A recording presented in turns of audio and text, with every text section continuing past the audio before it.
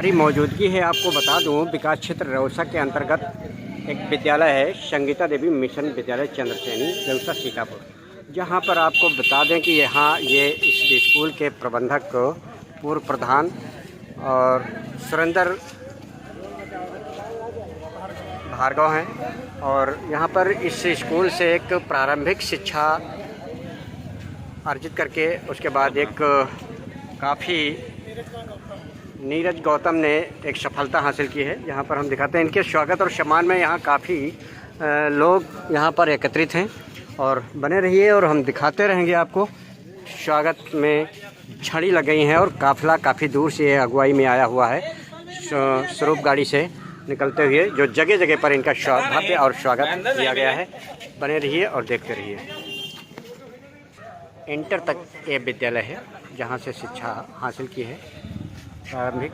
और ये भागू पूर्वा मजरा रेवान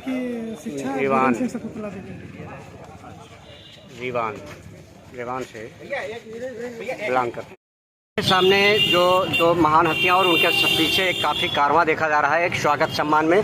गाड़ियों का काफ़िला काफ़ी दूर से उनकी अगुवाई में आया हुआ है काफ़िला। पूरी बात करते हैं कि ये काफ़िला किस उपलक्ष्य में है और कौन सी उपलब्धि यहाँ पर हासिल की है। पहले परिचय करते हैं।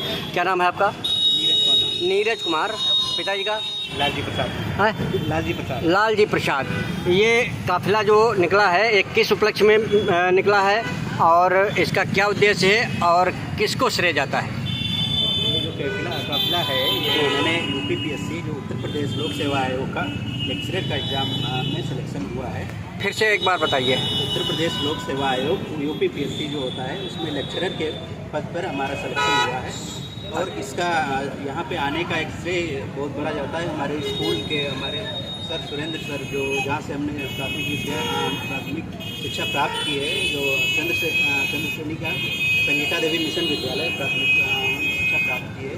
उसके बाद हमारे सर सुरेंद्र सर ने जो इतना मोटिवेशन दिया इस लेवल तक पहुँचाने के लिए, गाइड किया, हमें लेके गए एंट्रेंस एग्ज़ाम दिलाने, एडमिशन दिलाने, सारी चीज़ों में। तो आज जब सिलेक्शन हुआ है तो मैं सारा श्रेय अपने माता पिता, अपने गुरुजन संदीप सर, सुरेंद्र सर सबको देना चाहता हूँ, क्योंकि प्रारंभिक शिक्षा कहाँ से शुरुआत की आपने?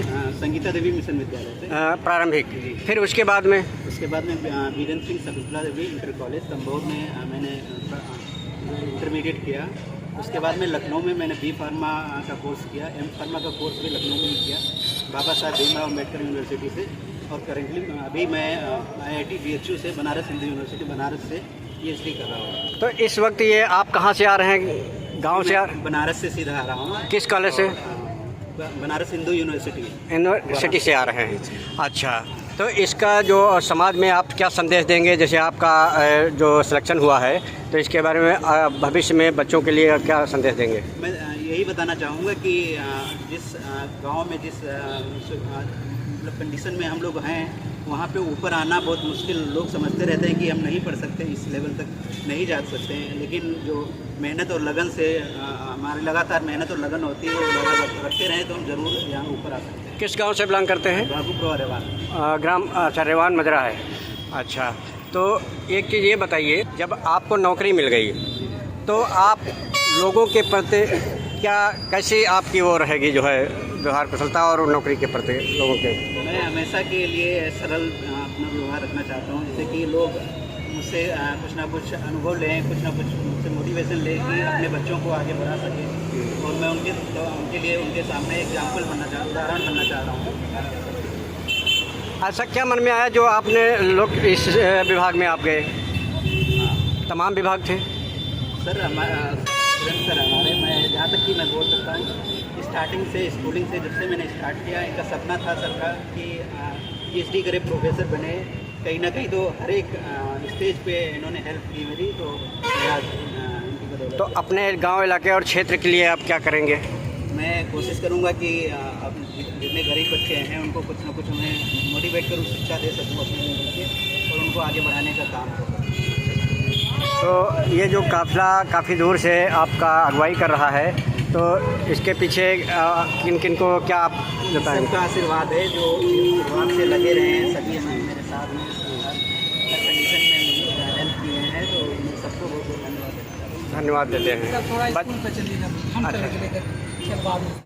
जो है चीफ फार्मासिस्ट हैं जो सिरसी में बेहतर सेवा दे रहे हैं और काफ़ी इनका स्वागत और सम्मान भव्य और दिव्य किया गया है। तो इनका रेउसा से क्या इतना संबंध और क्यों लगाव है इतना?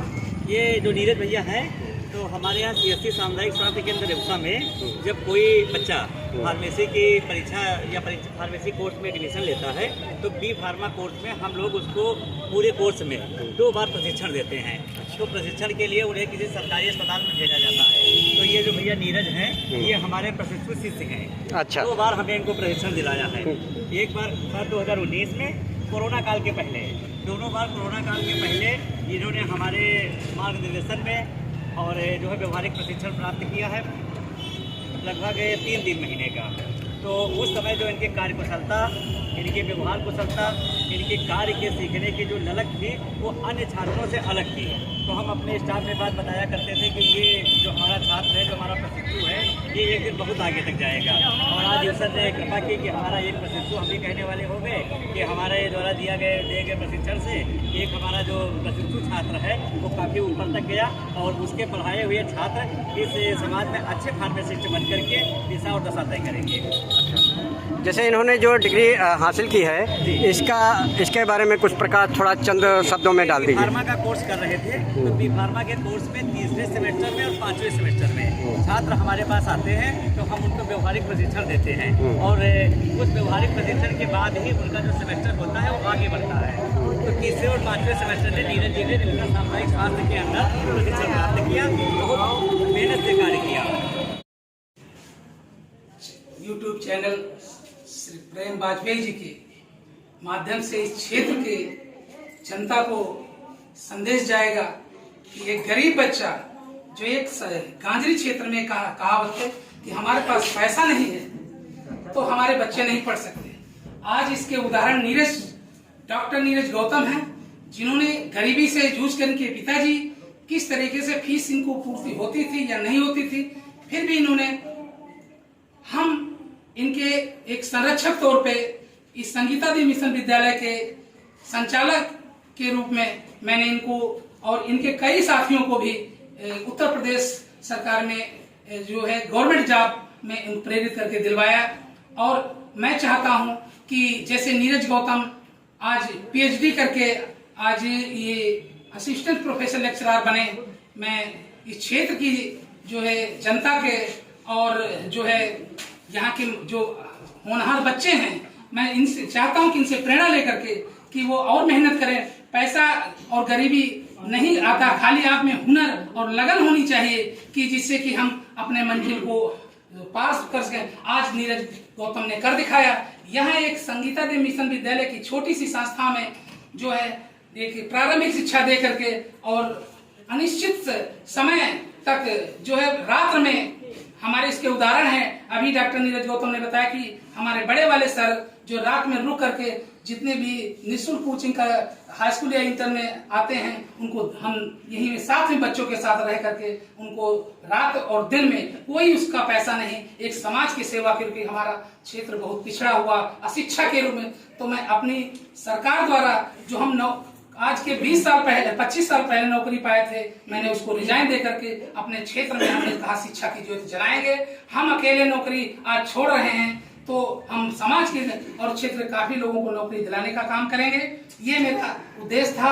जैसे बाबा साहब ने कहा था कि बगैर शिक्षा आप कुछ नहीं कर सकते हैं, तो मैंने डॉक्टर भीमराव अम्बेडकर के उपदेशों को पालन करते हुए मैंने सबसे बड़ी क्षेत्र गांधी क्षेत्र में शिक्षा की ज्योत एक झोपड़ी से एक छप्परों से चला के आज इस विद्यालय को सबके सहयोग से वहां तक पहुंचाए। आज इसका उदाहरण है इनके और साथी कई, एक भैया अजय गौतम जो जेई बन गए हैं और यूपीएससी में भैया सरोज यूपीपी में आ गए हैं, भैया धीरेन्द्र, बहुत ऐसे छात्र हैं जो इस क्षेत्र की उपलब्धि है। मैं इसी के साथ में अपने इस यूट्यूब जो कि बहुत आपके फॉलोअर हैं, हम लोग आपका जब भी होता है तो आपको जरूर करते हैं कि क्षेत्र गांधी क्षेत्र की जो भी समस्या बगैर निडर हो करके उठाते हैं। इसके लिए मैं आपको बहुत बहुत धन्यवाद देता हूं। और हर समय चाहे कभी कम समय में हमारे बड़े भैया श्री श्याम सुंदर भारती जी जो पूर्व प्रधान गौलों के रहे, इस विद्यालय को सबसे पहले उन्होंने सहयोग हमारे विद्यालय को 4000 ईंटा का नींव रखने के लिए उन्होंने दिया। इसके लिए मैं बधाई।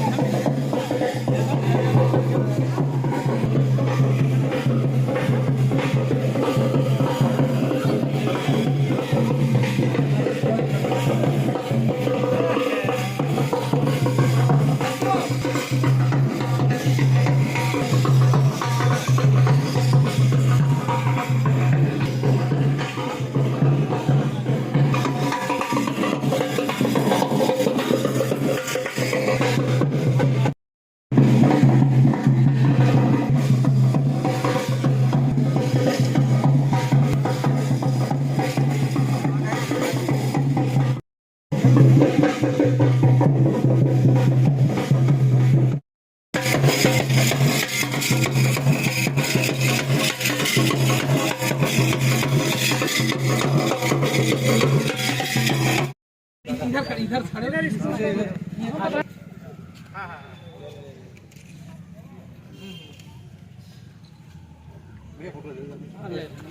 एक मिनट